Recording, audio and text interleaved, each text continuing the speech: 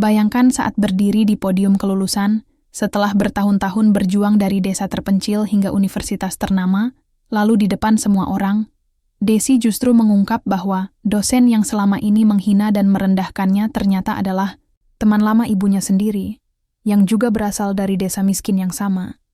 Apakah hati sang dosen bisa menerima kenyataan pahit itu?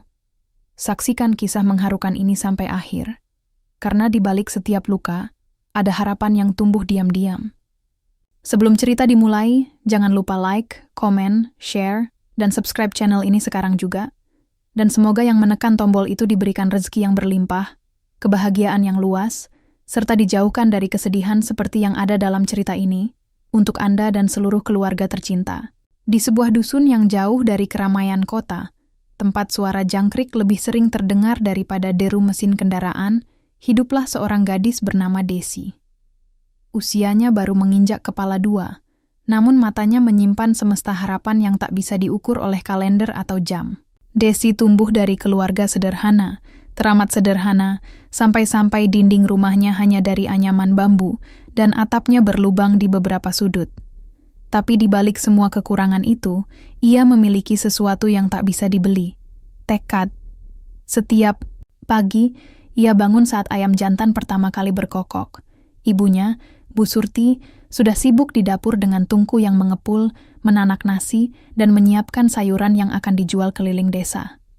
Tak pernah ada keluhan dari bibir tua Bu Surti, hanya senyum dan doa yang mengalir setiap kali memandang wajah anak semata wayangnya. Des, ayo bangun. Nanti terlambat belajar. Ibu mau berangkat jualan. Suara Bu Surti membangunkan Desi dari tidur di atas tikar usang yang mulai tipis. Tak ada kasur empuk, tak ada bantal mewah, hanya guling kapuk dan selimut bolong yang setia. Menemani malam-malam mereka, Desi menggeliat pelan, membuka mata, lalu tersenyum tipis melihat wajah ibunya yang dipenuhi keriput, namun tetap bersinar. Iya, Bu. Desi bangun. Nanti Desi bantu nyiapin dagangan ibu dulu. Hari-hari mereka selalu begitu. Hidup dalam kesederhanaan yang keras namun penuh cinta. Saat teman-temannya banyak yang menyerah dan memilih menikah muda demi keluar dari kemiskinan, Desi tetap setia pada mimpinya. Ingin kuliah di kota, ingin menjadi sarjana, dan ingin membuat ibunya duduk di kursi undangan kelulusan, menangis bukan karena lapar, tapi karena bangga. Bu, kalau Desi nanti lulus kuliah, ibu mau pakai kebaya warna apa? Tanya Desi suatu sore sambil membantu menjemur pakaian. Bu Surti tertawa kecil, lalu mengusap peluh di dahinya. Loh, ibu belum kepikiran, Enduk. Lulus aja belum, kok udah tanya baju segala. Tapi Desi serius, Bu. Desi mau kuliah.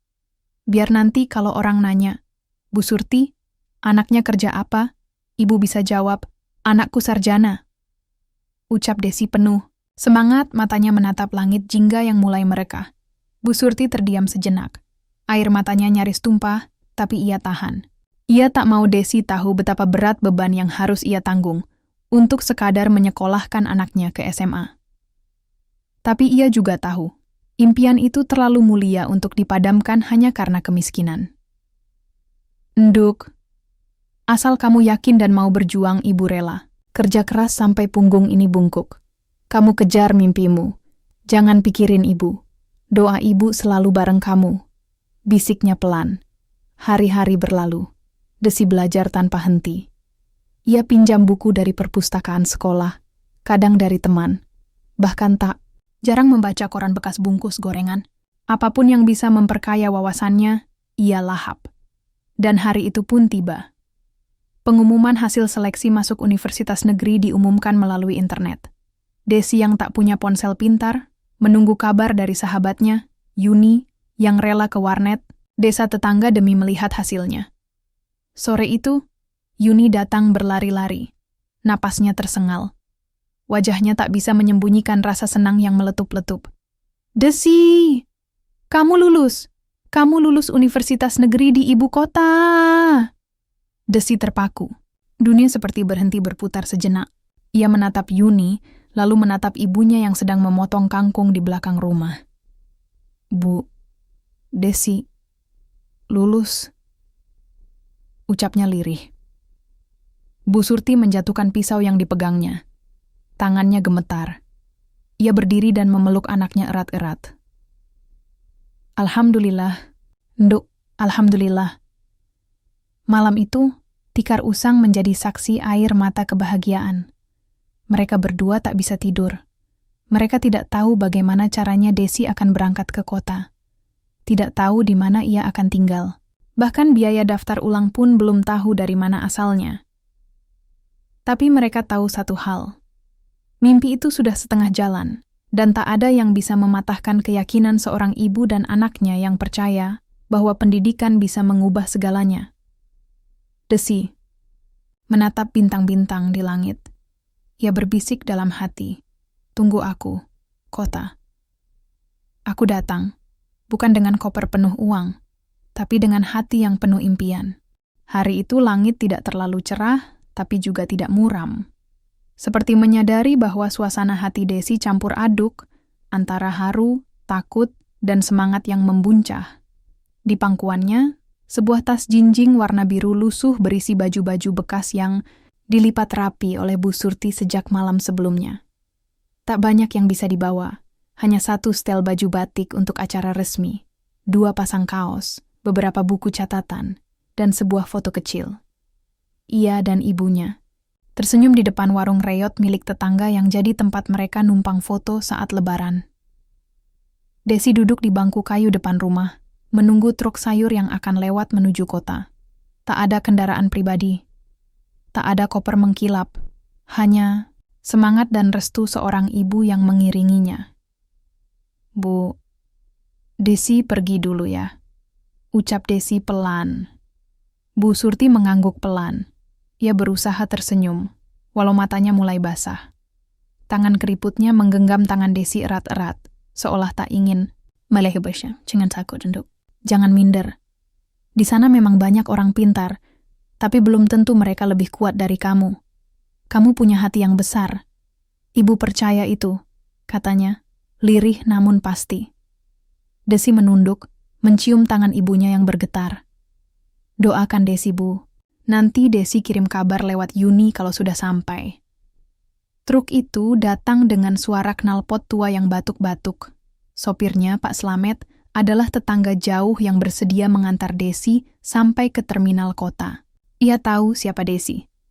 Semua orang di desa tahu siapa gadis kurus itu, dan bagaimana perjuangannya sampai bisa diterima di universitas ternama. Desi naik ke truk. Ia duduk di antara tumpukan karung sayur dan kardus mie instan.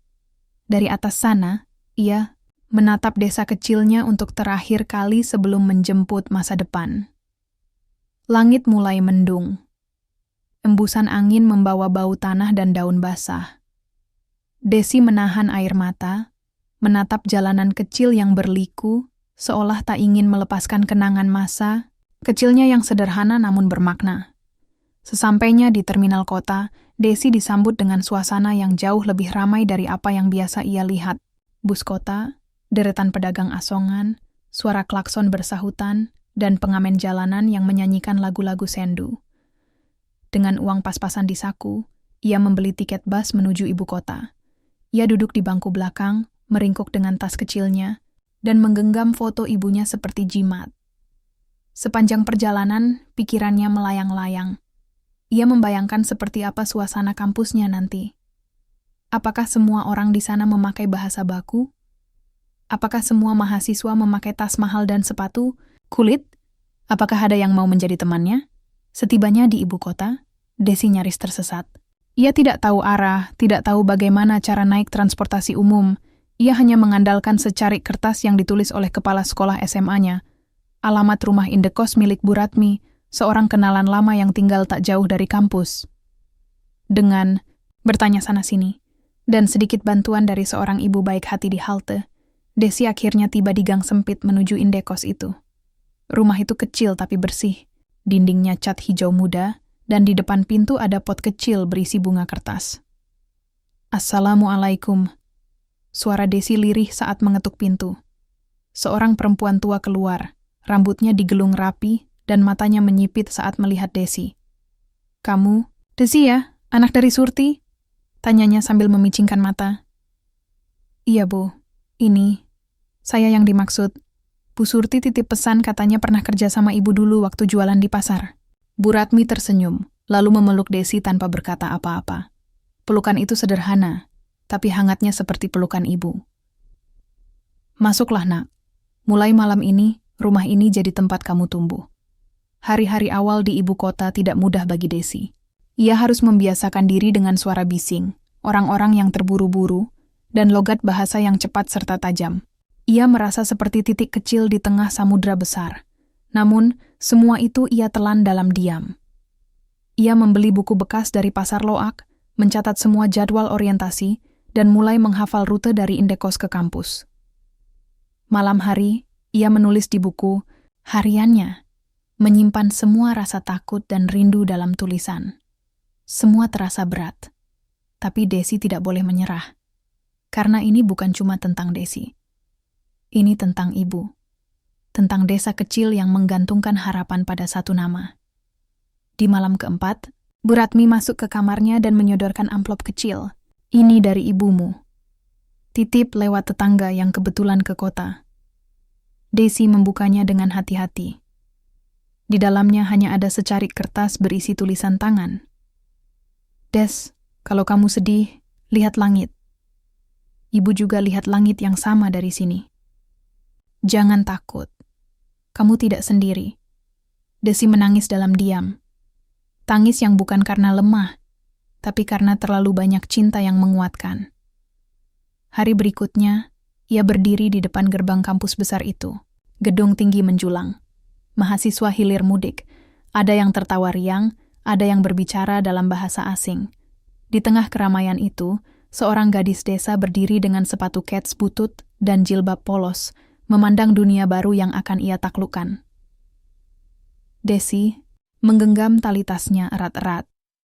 Ia menarik napas panjang, lalu melangkah masuk ke kampus dengan langkah pertama yang berani. Hari ini langkahku kecil. Tapi suatu saat, langkah ini akan sampai ke panggung itu. Dan ibu akan ada di sana, menyaksikan semuanya. Hari pertama perkuliahan adalah hari yang paling ditunggu sekaligus paling menakutkan bagi Desi. Ia sudah menyiapkan pakaian terbaik yang ia punya. Kemeja putih yang mulai menguning di bagian kerah dan celana hitam peninggalan SMA yang sedikit kebesaran. Sepatu ketsnya sudah dicuci semalaman, agar tampak bersih meski solnya mulai terkelupas. Langit pagi itu mendung, seperti hati Desi. Ia berdiri di depan cermin kecil di sudut kamar Indekos, merapikan jilbab dengan tangan yang sedikit. Gemetar, ini bukan hanya tentang kuliah, ini tentang dunia baru yang asing dan penuh tantangan. Tempat di mana ia harus membuktikan bahwa asal dari desa bukanlah aib, melainkan kekuatan. Sesampainya di kampus, Desi tertegun. Gedungnya menjulang tinggi dengan arsitektur modern. Mahasiswa, lalu lalang dengan pakaian rapi, tas-tas mahal, dan wangi parfum mahal yang menusuk hidung. Semua tampak percaya diri. Akrab satu sama lain, bercakap-cakap dalam bahasa asing yang terdengar asing di telinga Desi. Ia menghela napas panjang, lalu berjalan perlahan ke ruang kuliah pertamanya. Matanya sibuk mencari nomor ruangan yang tertera di jadwal. Itu. Gedung D, lantai 2, ruang 112. Gumamnya pelan sambil menggenggam lembaran kertas jadwal yang hampir lecek. Di dalam kelas, suasana mulai riuh. Kursi-kursi sudah hampir penuh, dan kebanyakan mahasiswa duduk berkelompok dengan teman-temannya. Desi mengambil tempat di pojok belakang, sendirian. Ia membuka buku catatan, menyiapkan pena, dan berusaha menyamakan napas. Seorang perempuan tinggi, dengan blazer modis masuk ke ruangan. Matanya tajam dan suaranya nyaring. Ia berdiri di depan kelas dan menuliskan namanya di papan tulis. Dr. Ratna Widyaningrum. Suasana langsung hening. Selamat pagi. Saya dosen pengampu mata kuliah Sosiologi Perkotaan. Saya tidak akan banyak basa-basi. Di kelas saya hanya mereka yang serius yang akan bertahan. Ucapnya tegas. Desi mencatat setiap kata dengan hati-hati. Ia tahu, ini bukan SMA lagi. Tak ada ruang untuk terlambat. Tak ada toleransi untuk malas. Ini dunia baru yang akan menuntut lebih dari sekadar niat. Namun tak butuh waktu lama sampai Desi merasakan dinginnya perlakuan dunia nyata. Saat sesi perkenalan, setiap mahasiswa diminta menyebutkan nama dan asal. Saat giliran Desi tiba, ia berdiri, pelan dan memperkenalkan diri dengan suara yang sedikit gemetar. Nama saya Desi Kartika, dari Desa Ngadirejo, Kabupaten Wonosari. Hening, beberapa mahasiswa di barisan depan saling menatap dan tertawa kecil. Ada yang menutup mulut, ada pula yang terang-terangan mencibir. Wah, langsung dari sawah ya. Desi hanya menunduk. Ia mencoba mengabaikan, tapi dadanya sesak. Yang paling menyakitkan adalah ketika Dr. Ratna menatapnya lama dan berkata, "Kamu dari desa? Jangan kira kasihan bisa jadi tiket lulus di kelas saya. Dunia ini keras. Kalau tidak mampu, lebih baik dari sekarang pulang ke kampung saja." Banyak juga yang kuliah hanya 2 semester, lalu menyerah. Ruangan hening. Semua mata tertuju pada Desi. Ada yang mengernyit prihatin, tapi lebih banyak yang tersenyum sinis. Desi menelan ludah, berusaha menahan air mata. Ia hanya mengangguk pelan dan duduk kembali. Sore itu, ia pulang ke indekos dengan langkah lunglai. Begitu sampai kamar, ia mengunci pintu dan memeluk bantal. Tangisnya pecah. Ia menangis bukan karena dihina, tapi karena ia merasa benar-benar sendiri. Di desa, ia dihormati karena semangatnya, tapi di kota ini, ia dianggap kecil, remeh, dan tak layak. Tapi malamnya, saat membuka tas kecilnya, Desi menemukan lipatan kertas doa dari ibunya. "Hari ini kamu mungkin merasa kecil, tapi di mata ibu, kamu setinggi langit." Kalimat itu menghangatkannya. Ia menyeka air mata dan mengambil buku catatannya. Ia menulis, "Hari ini aku kalah, tapi aku belum habis. Hari-hari berikutnya berjalan berat." Dosen Ratna kerap melontarkan sindiran di kelas. Mahasiswa harus cepat tanggap, bukan seperti anak-anak dusun yang lambat berpikir. Meski tak menyebut nama, semua tahu siapa yang dituju. Namun Desi memilih diam. Ia membalas dengan belajar lebih keras. Ia pergi ke perpustakaan lebih pagi daripada siapapun. Ia membaca buku-buku tebal yang membuat kepala pusing, tapi tak pernah mengeluh. Ia menulis ulang materi kuliah agar lebih paham. Bahkan ia mulai berdiskusi dengan beberapa teman yang awalnya mencibir dan perlahan mulai menghargainya. Hingga pada suatu tugas kelompok, Desi mendapat kesempatan membuktikan diri. Topiknya, ketimpangan sosial di perkotaan. Desi yang berasal dari desa justru punya pandangan tajam dan autentik. Ia berbicara tentang bagaimana perbedaan fasilitas, akses pendidikan, dan peluang kerja membuat jurang antara kota dan desa semakin lebar. Presentasinya membuat kelas terdiam. Bahkan Dr. Ratna hanya berkata, "Menarik, terlalu matang untuk seorang mahasiswa tingkat awal." Tapi wajahnya tetap datar. Tak ada pujian, tak ada pengakuan. Namun bagi Desi, itu sudah cukup. Ia tahu, perjalanannya masih panjang. Tapi ia juga tahu, ia tak datang sejauh ini hanya untuk mundur. Langit di luar kampus mulai cerah.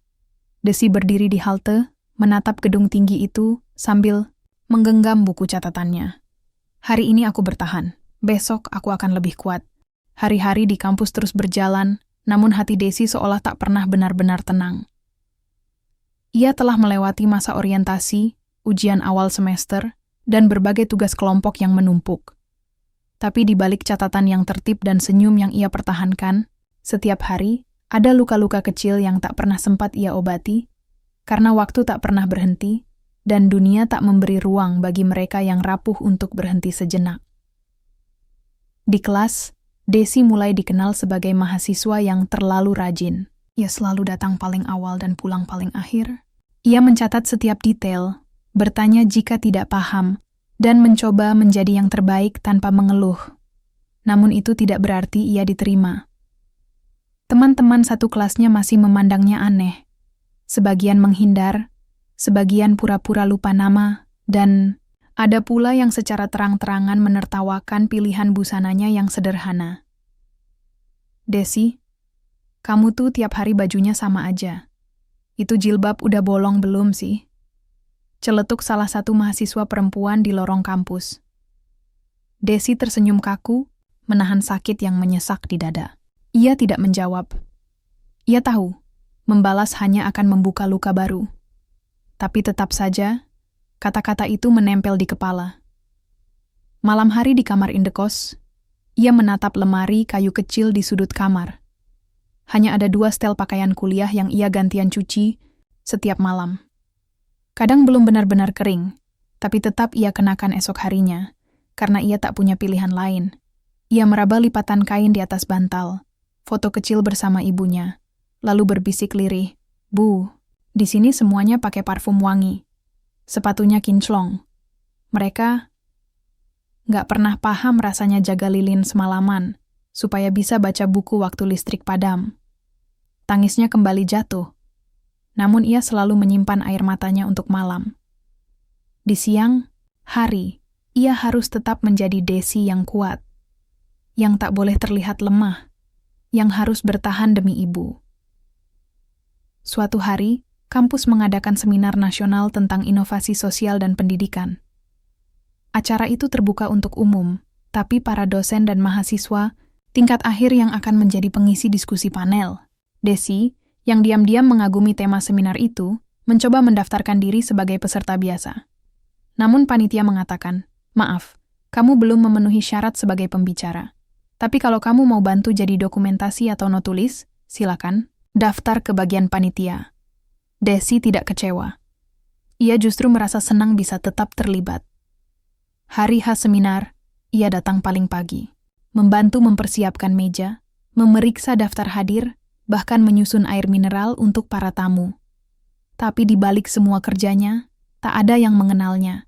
Para tamu besar hanya menatapnya sejenak lalu berlalu. Mahasiswa lain memanggilnya Mbak Panitia, seolah ia bukan bagian dari mereka. Di ujung acara, moderator meminta notulen acara untuk naik ke panggung dan membacakan hasil rangkuman diskusi. Semua panitia bingung karena belum ada yang siap. Desi maju.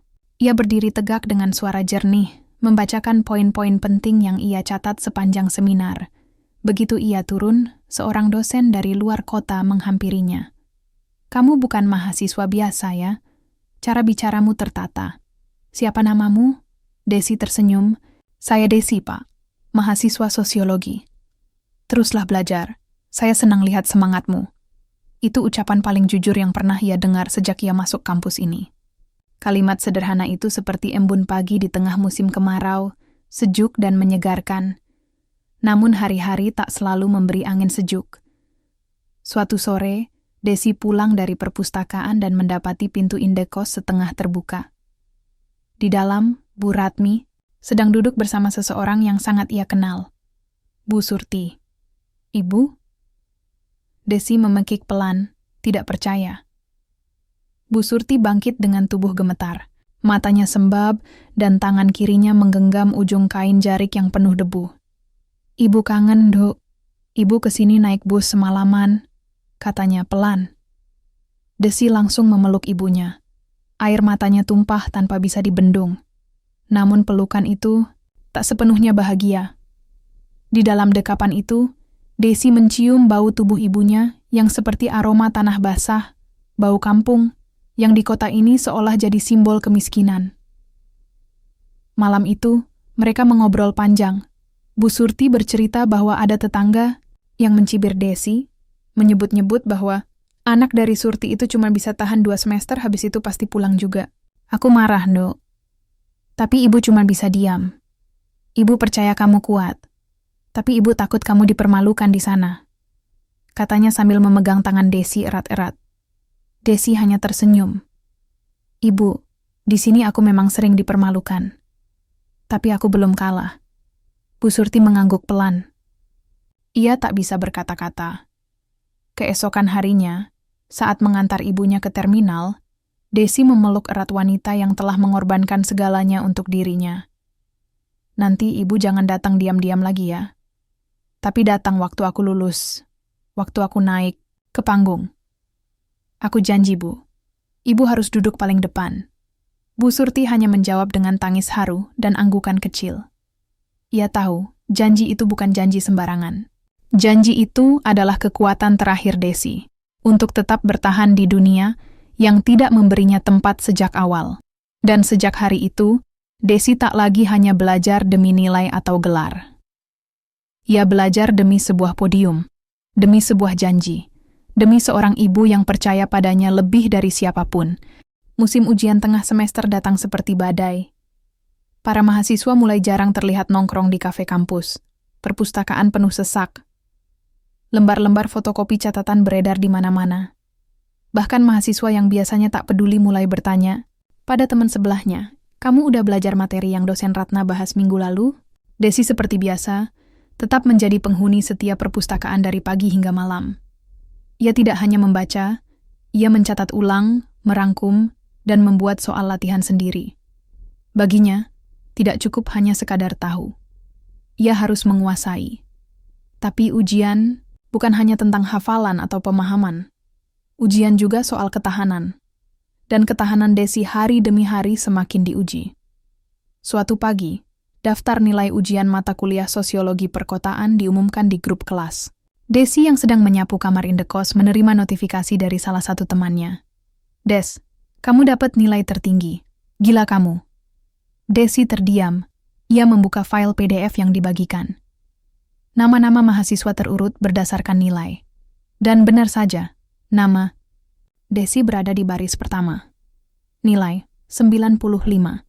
Desi menggenggam ponselnya erat-erat. Jantungnya berdetak kencang. Ia memandangi layar itu lama sekali. Bukan karena tak percaya, tapi karena ini adalah kali pertama dalam hidupnya. Ia merasa diakui oleh sistem yang selama ini memandang rendah asal-usulnya.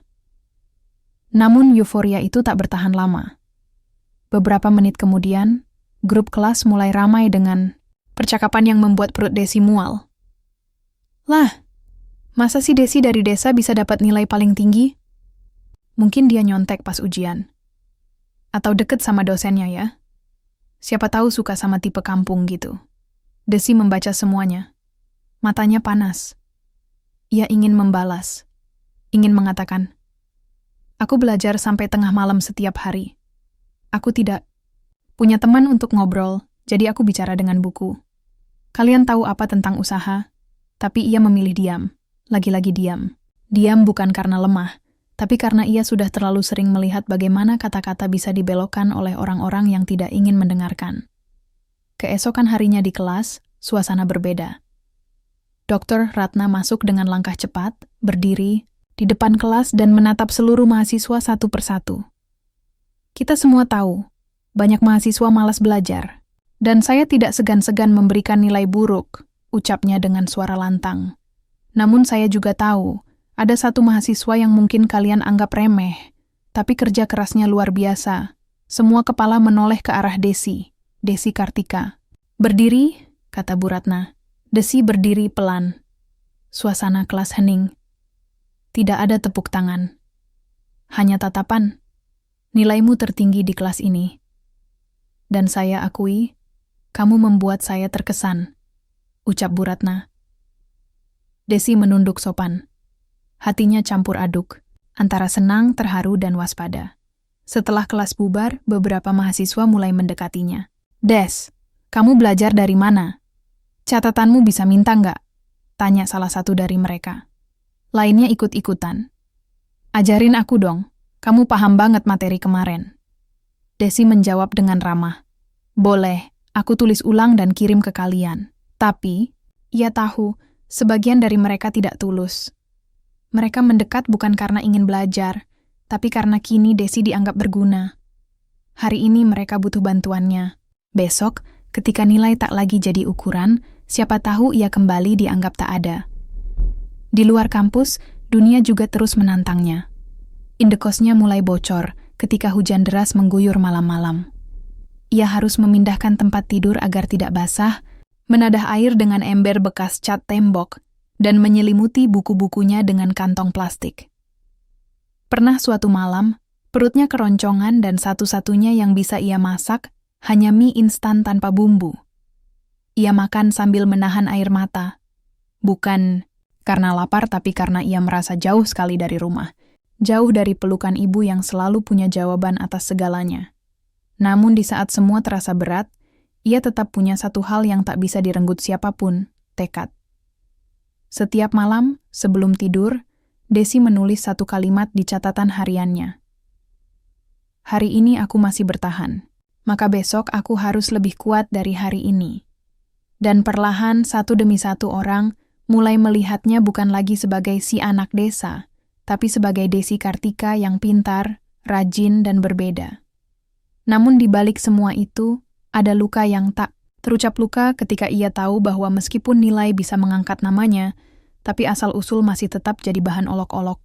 Luka ketika orang memuji di depan, tapi menertawakan di belakang. Luka ketika ia menyadari bahwa dunia akademik sekalipun tak sepenuhnya adil. Dan luka itu perlahan-lahan mulai mengeras di dalam hatinya. Membentuk sesuatu yang lebih tajam, semangat, untuk membuktikan bahwa ia bisa berdiri di tempat yang paling tinggi, bukan untuk dibanggakan, tapi untuk memberi pelajaran. Sebab ia tahu, ada saatnya bukan ia yang bicara, tapi dunia yang akan diam karena keberhasilannya. Semester kedua berjalan lebih cepat dari yang Desi duga. Mata kuliah baru, proyek kelompok, dan laporan lapangan mulai menumpuk, mengubah hari-harinya menjadi serangkaian jadwal yang nyaris tanpa jeda. Namun Desi tetap pada ritmenya, datang paling pagi, pulang paling akhir. Ia seperti mesin belajar yang tak pernah mati, meski tubuhnya mulai menunjukkan tanda-tanda lelah. Lingkungan sekitarnya perlahan berubah. Sebagian teman mulai menghargainya, tapi tetap dalam batas tertentu. Ia tetap si anak dari desa. Hanya saja sekarang predikat itu dibungkus dengan nada hormat yang tipis, yang bisa berubah kapan saja. Sampai suatu hari, kabar buruk itu datang. Sebuah info yang akan mengguncang dunia Desi yang selama ini. Ia bangun dengan keringat dan tekad. Pagi itu, kelas sedang tenang ketika Dr. Ratna masuk. Namun tak seperti biasanya, ia tampak tergesa dan ekspresinya datar. Ia langsung menuju meja depan dan mengetik sesuatu di laptop. 5 menit kemudian, proyektor menampilkan daftar nama untuk peserta program Student Research Assistant. Program itu adalah mimpi banyak mahasiswa.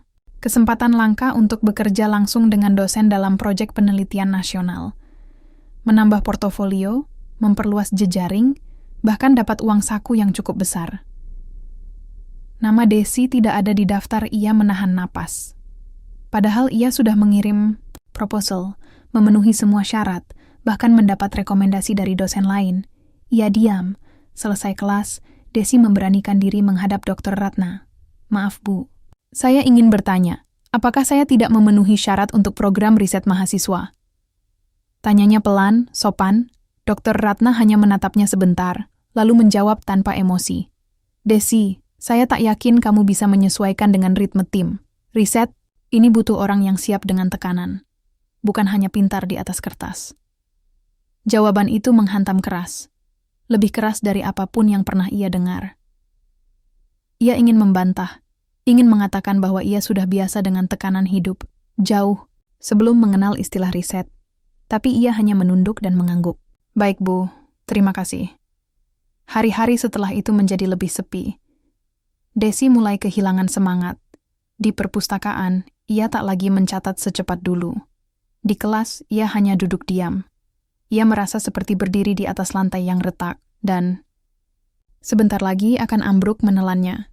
Hingga suatu malam, telepon dari kampung mengubah segalanya.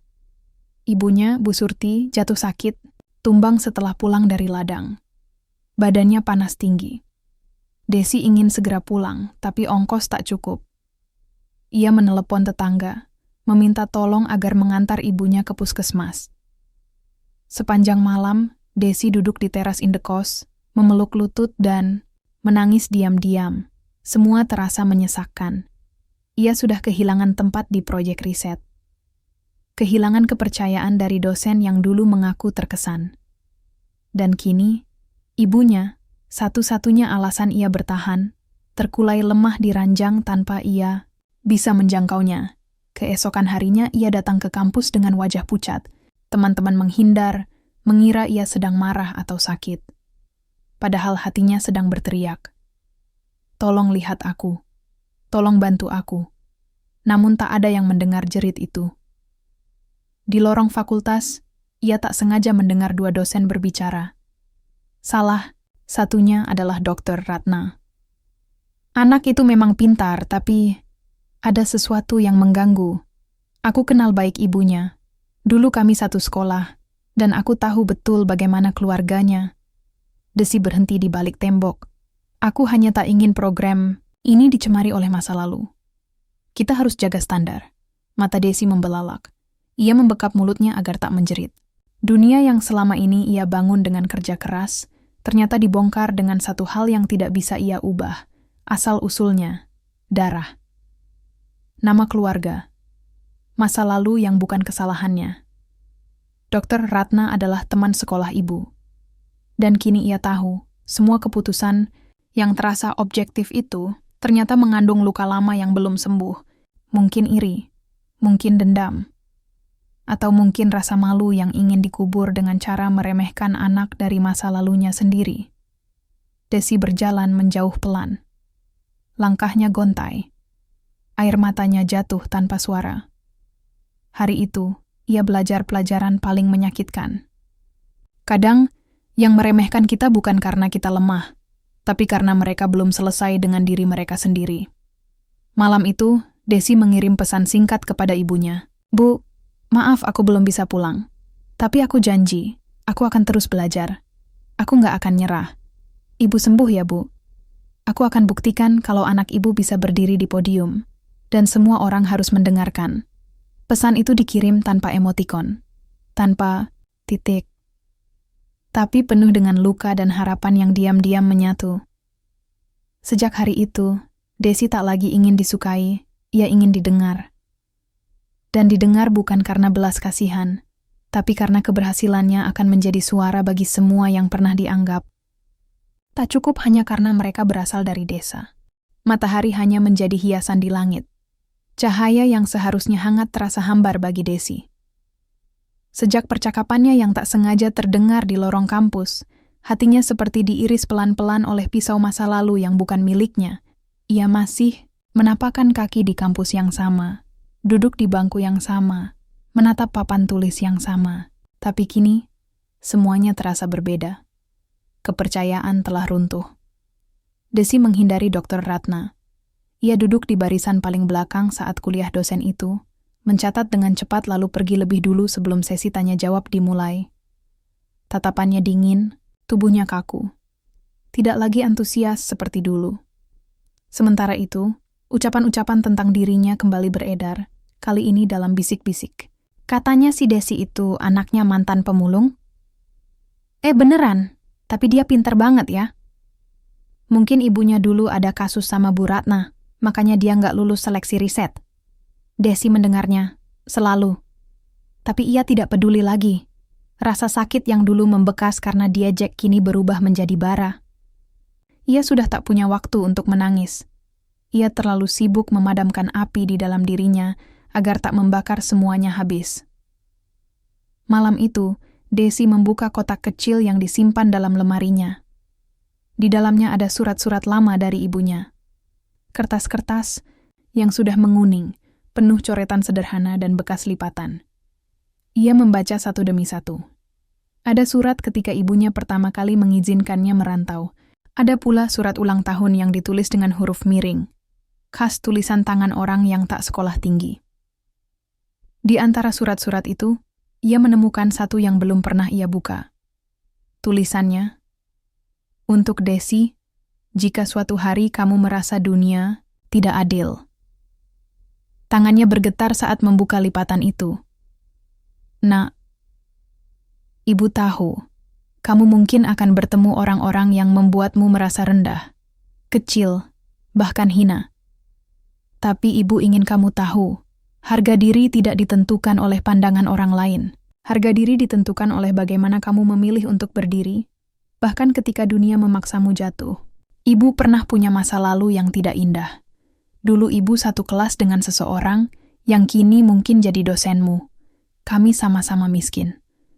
Tapi ketika ibu memutuskan menikah dengan bapakmu yang hanya tukang tambal ban, dia memilih melanjutkan hidup ke kota. dan menikah dengan orang yang lebih berada. Ibu tidak iri, Nak. Tapi ibu takut. Jika suatu hari, kamu akan disalahkan atas luka yang bukan kamu buat. Desi terdiam. Dadanya terasa sesak. Surat itu seperti kunci yang membuka pintu rahasia yang selama ini tersembunyi. Semua potongan mulai menyatu. Perlakuan dingin dari Dr. Ratna, komentar yang menyelipkan sindiran tentang asal-usul, dan sikap kampus yang seolah tak memberi ruang penuh bagi dirinya. Ia bukan hanya berjuang sebagai mahasiswa miskin dari desa, ia juga sedang berjalan melewati bayangan masa lalu yang belum selesai, antara ibunya dan dosen yang kini mengatur banyak jalan hidupnya. Esok harinya, Desi memutuskan menghadap langsung ke ruang dosen. Kali ini bukan sebagai mahasiswa yang meminta keadilan, tapi sebagai anak yang ingin tahu kebenaran. Pintu ruang Dr. Ratna terbuka. Sang dosen tampak kaget melihat Desi berdiri dengan mata tenang, tapi tajam.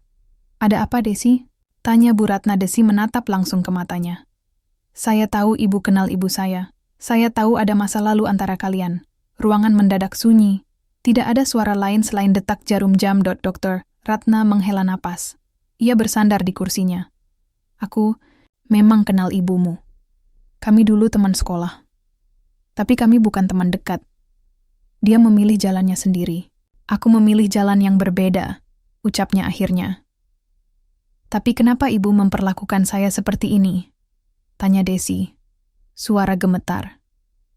"Apa karena saya anaknya?" Bu Ratna terdiam. "Lama. Karena aku takut kamu akan membuatku ingat bahwa aku pernah jadi seperti ibumu," ucapnya pelan. Desi mengernyit. "Aku malu pada diriku sendiri, Desi. Aku membangun hidup ini dengan membuang semua kenangan desa itu. Dan ketika kamu datang dengan nama yang mirip, dengan wajah yang mengingatkanku pada masa lalu, semua itu runtuh." Desi menahan napas. Tak percaya. "Jadi ibu merendahkan saya karena ibu belum berdamai dengan diri sendiri?" tanyanya. Tajam. Dr. Ratna menunduk. "Ya." Desi berdiri. Pandangannya tak lagi gentar. "Saya datang ke sini bukan untuk menuntut. Saya hanya ingin ibu tahu, saya akan tetap berdiri. Saya akan tetap maju. Dan jika suatu hari saya berdiri di podium kelulusan, saya akan menyebut nama ibu. Bukan untuk membalas, tapi agar ibu tahu bahwa masa lalu tidak harus memenjarakan kita. Dan anak desa bisa berdiri sejajar dengan siapapun." Dr. Ratna menatapnya lama, seolah baru menyadari bahwa yang berdiri di depannya bukan sekadar mahasiswi, tapi seorang perempuan muda yang ditempa oleh luka, dididik oleh kesedihan, dan dibentuk oleh keteguhan. Desi keluar dari ruangan itu dengan langkah ringan.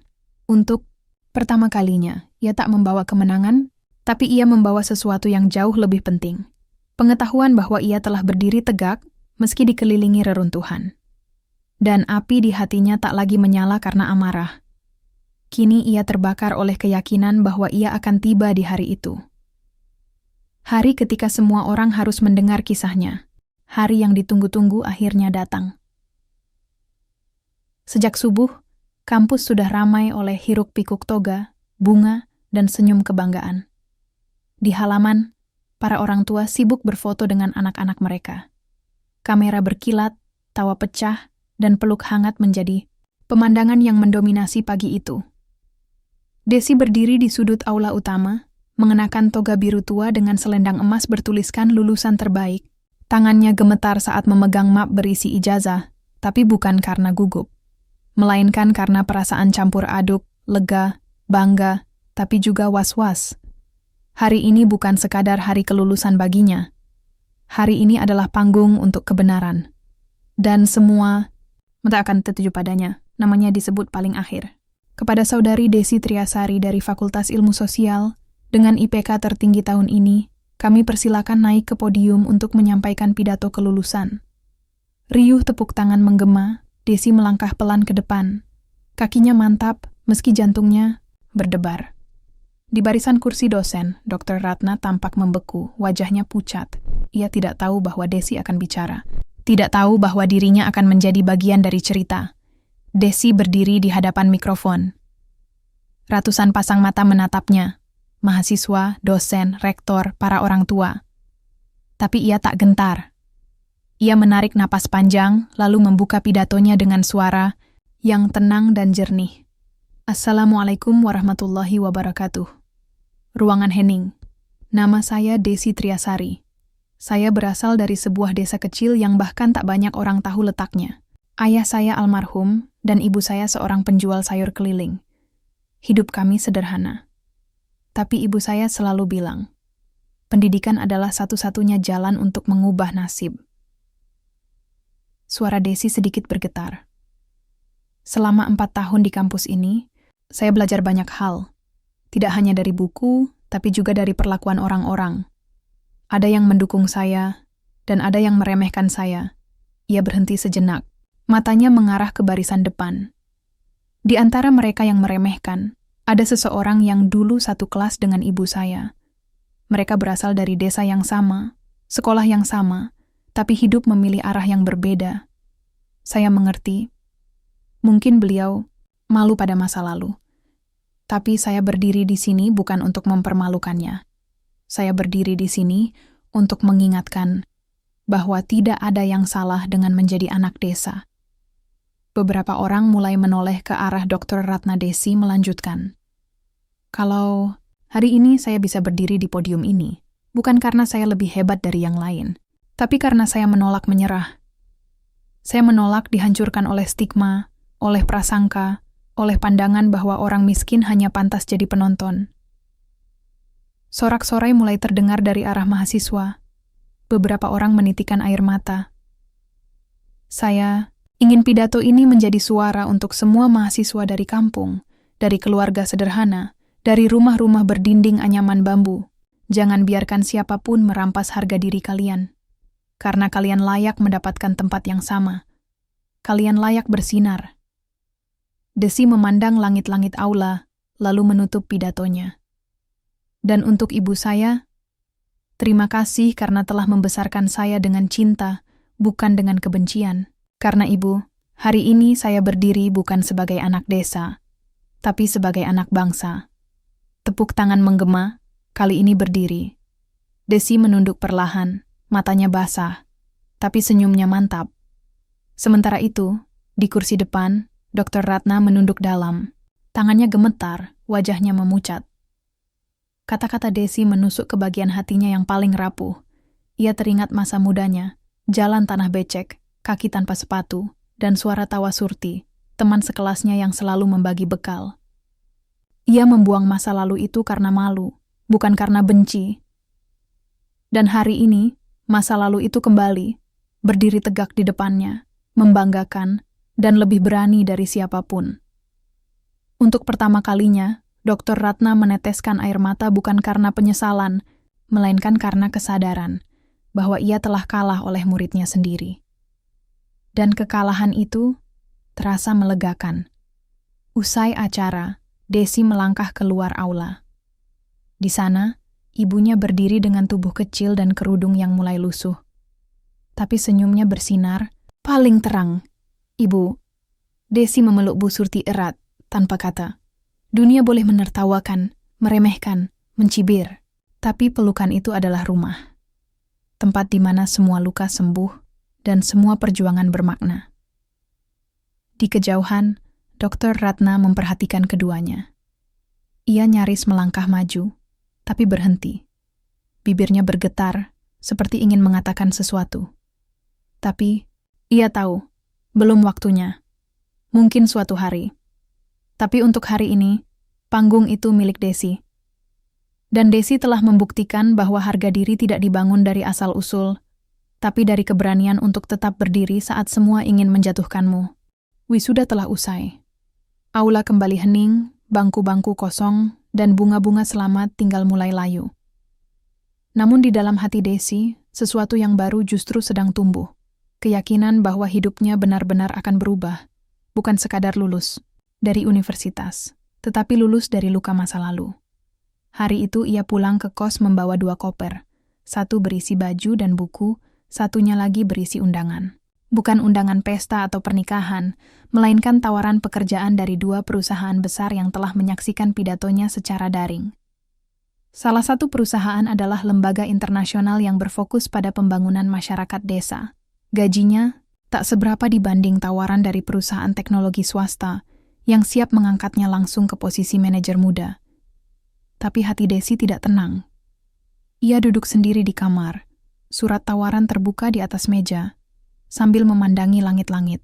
"Desi, kamu mau pilih hidup nyaman atau hidup yang bermanfaat?" Pertanyaan itu muncul dari lubuk hatinya sendiri. Dari suara kecil yang selama ini membimbingnya sejak hari pertama ia menginjakkan kaki di kampus. Keesokan harinya, Desi pulang ke desa. Tidak dengan mobil mewah atau sambutan karpet merah. Ia naik bus ekonomi, turun di jalan tanah berlumpur, lalu berjalan kaki menyusuri sawah. Di sepanjang jalan, tetangga-tetangga menyapanya dengan bangga. "Desi sudah jadi sarjana ya?" "Wah, bangga sekali kami. Anak desa bisa sampai setinggi itu." Tapi di matanya, desa ini tidak berubah. Rumah-rumah masih beratapkan seng, sekolah dasar masih menggunakan papan tulis yang sudah pecah, dan suara tawa anak-anak masih bercampur dengan suara serangga sore hari.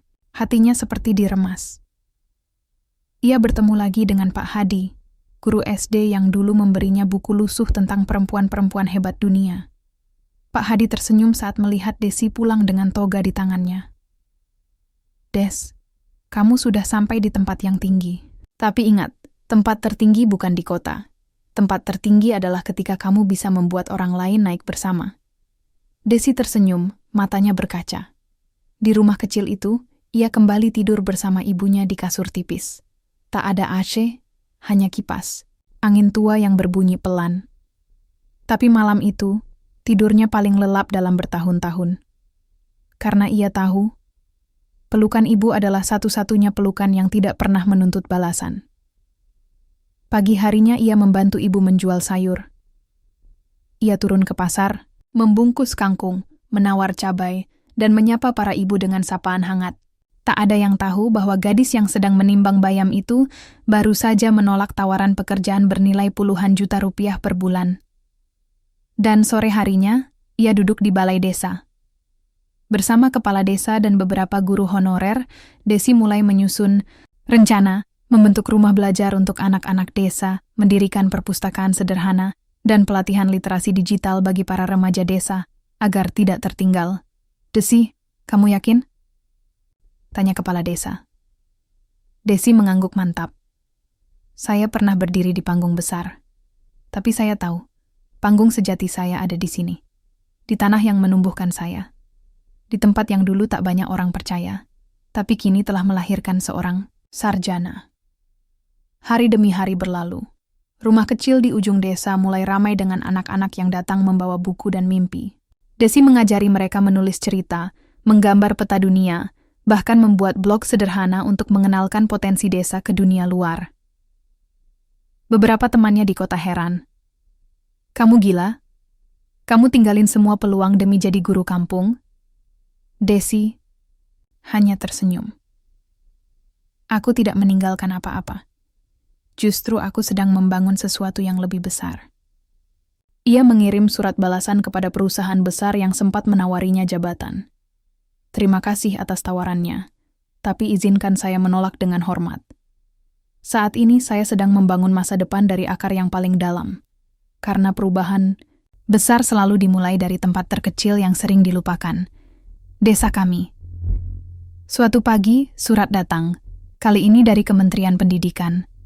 Mereka mendengar tentang program Rumah Literasi Desa yang Desi bangun. Mereka mengundangnya ke Jakarta untuk mempresentasikan ide dan menjadikannya program nasional. Desi membaca surat itu dengan tangan bergetar. Ia melihat ibunya sedang menyapu halaman dan tersenyum. Ia tahu, apapun yang terjadi setelah ini, ia seakan-akan pernah melupakan dari mana ia berasal. Dan ia juga tahu, setiap pelukan hangat yang ia beri di kelas kecil, setiap kata semangat yang ia tanamkan pada anak-anak desa, akan bertumbuh menjadi pohon-pohon perubahan di masa depan. Bukan karena ia ingin dikenang, tapi karena ia percaya pendidikan sejati Bukan soal gelar, melainkan soal hati yang memilih untuk kembali dan membangun. Mentari pagi menyinari sawah-sawah basah di kaki bukit. Udara masih bersih, suara ayam dan desir angin berpadu menciptakan musik pagi yang tenang. Di balik dinding anyaman rumah kecil itu, seorang perempuan tua duduk di depan meja kayu, menatap selembar kertas putih. Tangannya gemetar, tapi senyumnya mengembang. Surti menulis, "Untuk anakku, Desi. Kamu tidak tahu betapa bangganya ibu saat melihatmu berdiri di atas panggung itu, dengan toga dan senyum yang menahan tangis. Semua orang memuji keberanianmu, kecerdasanmu, dan keteguhanmu. Tapi hanya ibu yang tahu seberapa keras kamu bertahan.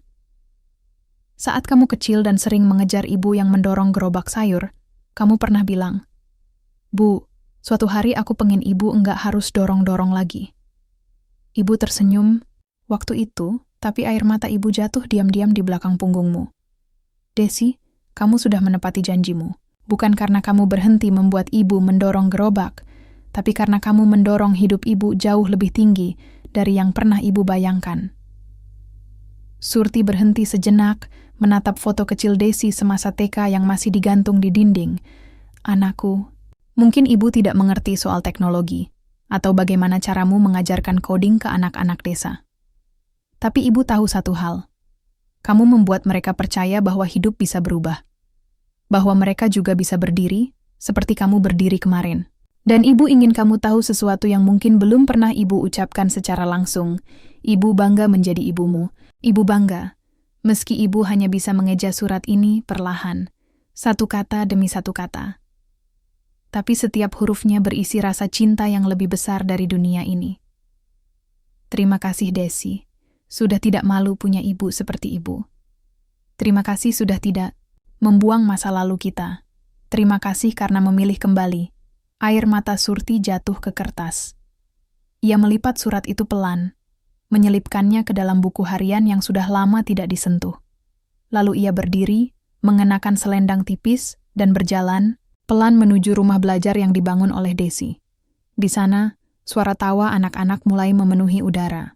Tawa yang sama yang dulu menemani Desi kecil saat belajar membaca di bawah pohon. Di dalam kelas sederhana itu, Desi sedang duduk bersila, membaca buku bersama anak-anak. Wajahnya tenang, matanya penuh semangat. Surti berdiri di pintu sebentar, menatap putrinya. Lalu ia berbalik dan pulang tanpa berkata sepatah kata pun. Hatinya penuh. Tahun berganti. Desi tak hanya menjadi guru bagi anak-anak desa, tapi juga inspirasi bagi banyak desa lain. Rumah literasi yang ia rintis di kampung kecilnya kini menjadi percontohan nasional. Ia diundang ke berbagai forum pendidikan, tapi tak pernah tinggal lama. Ia selalu kembali. Ke rumah, ke tanah, ke desa yang membesarkannya. Ia menolak pindah ke kota meski tawaran datang silih berganti. Baginya, perjuangan tidak harus tampak megah. Kadang, perjuangan paling besar justru hadir dalam bentuk kecil. Mengajari seorang anak mengeja huruf, menyemangati seorang remaja untuk melanjutkan sekolah, atau sekadar duduk mendengarkan keluh kesah orang tua yang lelah. Dan suatu malam, saat Desi hendak tidur, ibunya mengetuk pintu dan memberikan buku harian tua yang sudah lusuh. "Buka halaman terakhir," ujar Surti pelan. Desi membuka dan membaca surat itu. Tangisnya pecah tanpa suara. Ia memeluk ibunya erat, seerat pelukan yang dulu selalu ia rindukan saat belajar sendirian di kota, saat merasa tak punya siapa-siapa, saat harga dirinya diinjak oleh orang-orang yang tak mengenal asalnya. Hari itu Desi sadar, gelar sarjana yang ia raih, pengakuan yang ia dapat, semua itu tak pernah sebesar satu hal. Cinta dari seorang ibu yang tak pernah menyerah. 5 tahun kemudian, sebuah mobil hitam berhenti di jalan tanah desa. Seorang perempuan muda turun, mengenakan pakaian rapi, membawa tas besar dan seberkas proposal. Ia berdiri memandangi rumah belajar itu dengan kagum.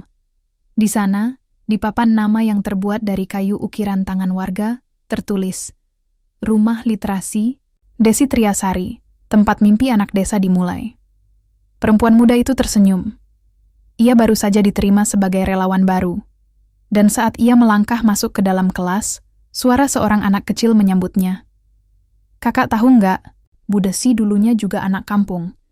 Tapi sekarang dia ngajarin semua orang buat nggak malu jadi anak desa. Senyum perempuan itu melebar. Ia tahu, perjuangan Desi belum selesai. Karena ketika satu mimpi terwujud, mimpi lain sedang tumbuh di hati anak-anak desa. Dan begitu seterusnya. Selama ada cinta, dan selama ada pelukan seorang ibu.